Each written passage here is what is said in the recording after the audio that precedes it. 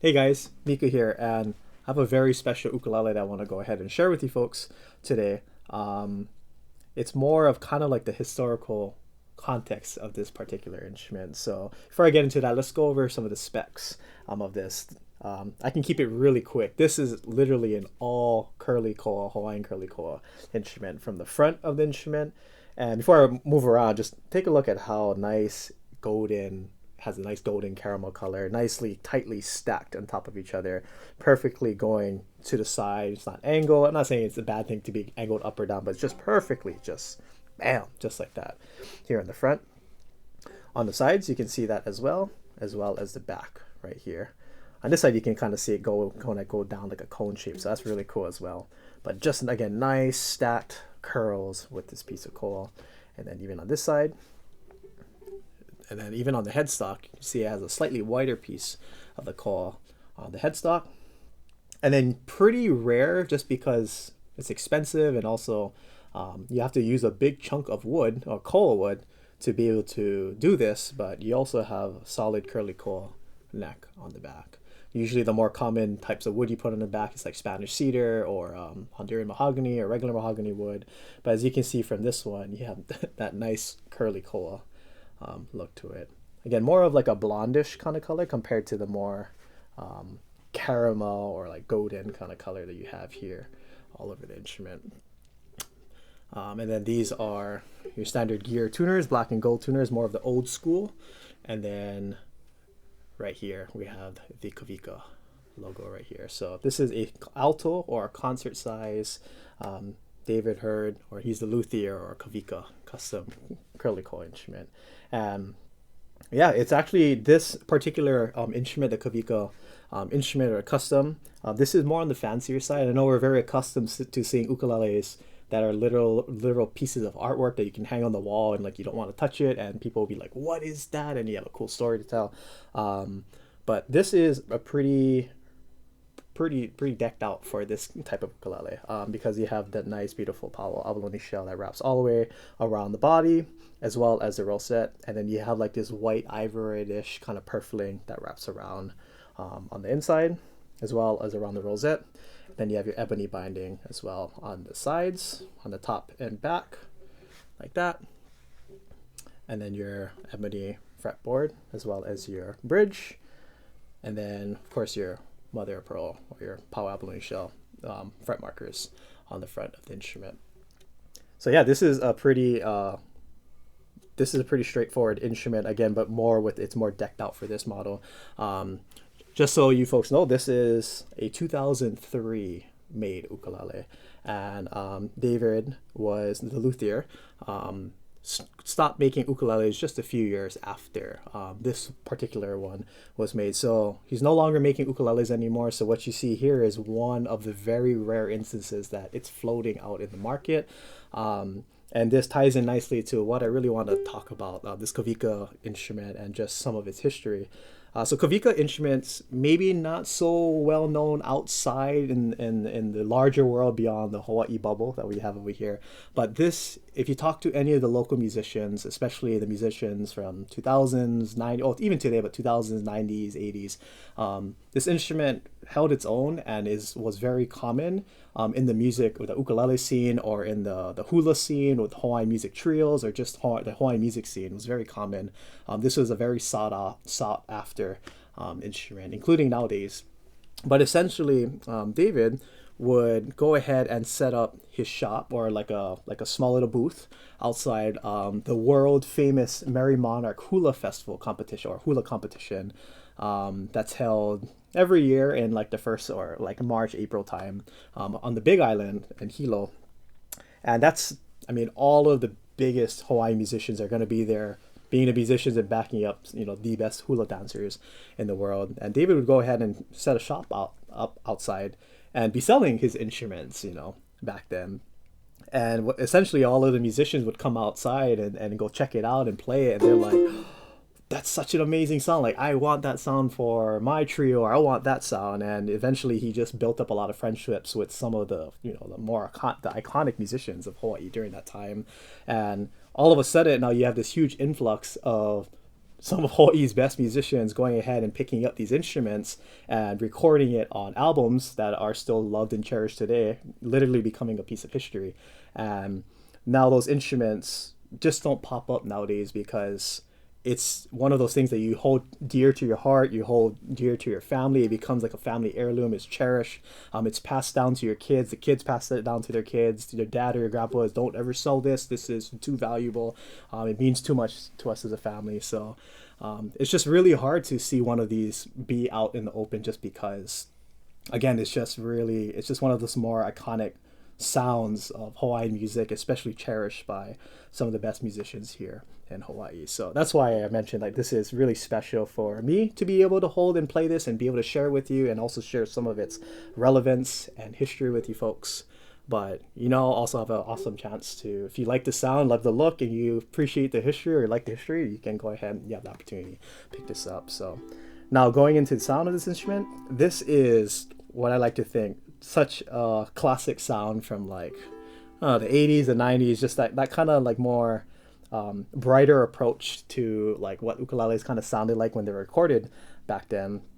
And with a concert or alto size instrument, you're gonna have a brighter sound than say a tenor size due to the smaller body. But this instrument is so amazing. It has so much projection. It has so much volume. I mean, this thing slaps. This thing is, and in a good way, not like, oh my gosh, like it's too loud. Like this instrument is so crazy with strumming stuff. I was doing triple strums and all of these crazier things. Like, oh my gosh, this thing is so much fun. This thing is like doing all this. It's so clean. It's really able to do such fancy strums, which is what a lot of Hawaiian music is. I mean, as much as what's common kind of out there in the world,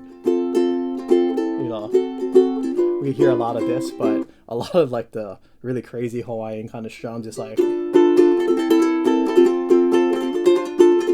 super crazy, super aggressive, super like kind of in your face. But it's for me as a musician even now, and when I watch some of the best Hawaiian musicians play, I'm just like, what is that strumming? They're using their pinky, they're using all their hands are flopping all over the place, and playing this kind of instrument allows you to do all of those crazy things.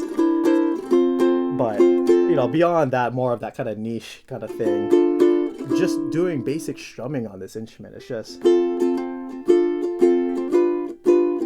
so clean. It still has that nice kind of warm, sweet tone, but this thing definitely packs a punch in terms of it having a lot of treble, a lot of clarity, a lot of projection. It has a lot of bite to it, which makes it just shoot right through. I mean,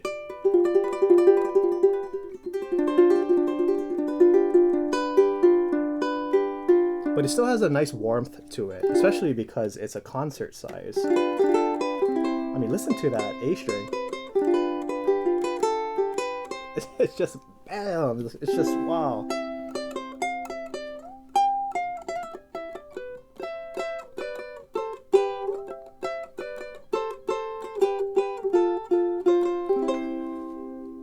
And that's where that sweetness comes, right? How it just fills the room. So, from fingerstyle to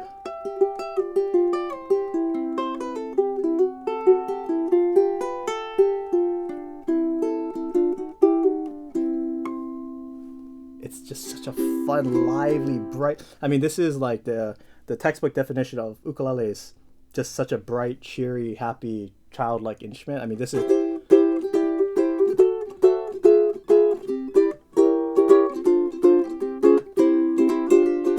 a bright, happy sound. It's really hard not to like feel good and warm and fuzzy, as cliche as that sounds. This instrument,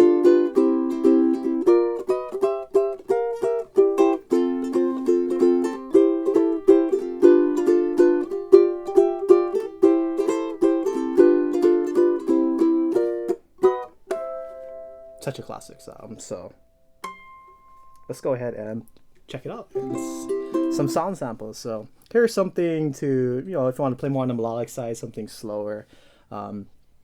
Here's letting that instrument go ahead and breathe a little bit.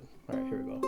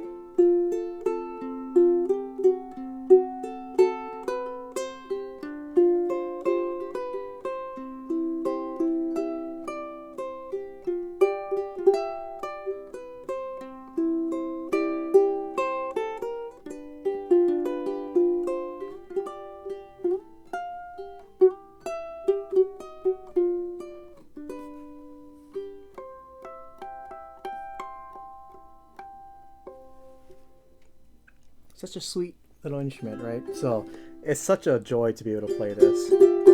Now let's go ahead and try to play something a little more aggressive, so you can kind of hear what that sounds like. So.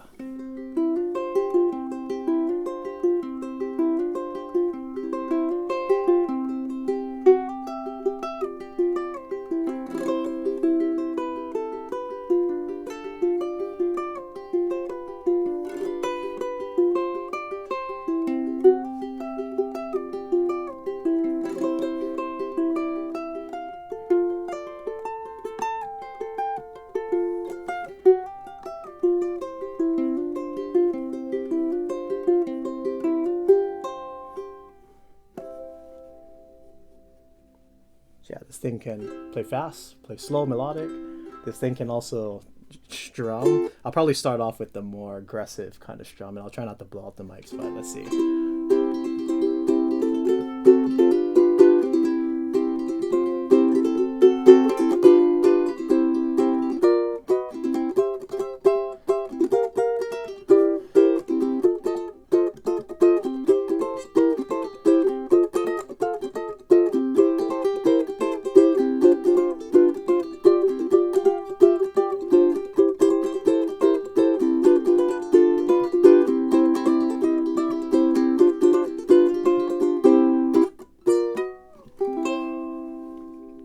So that's a bundle of fun, being able to play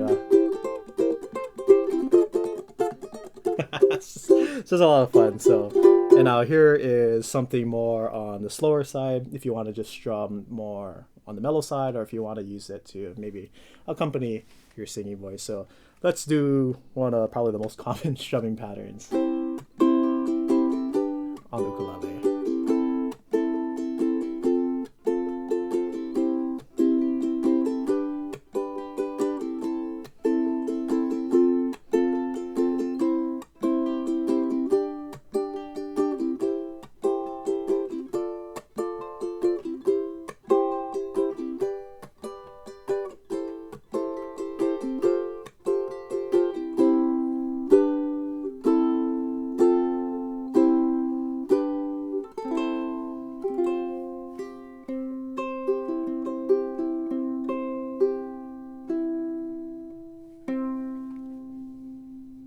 Go ahead and check it out.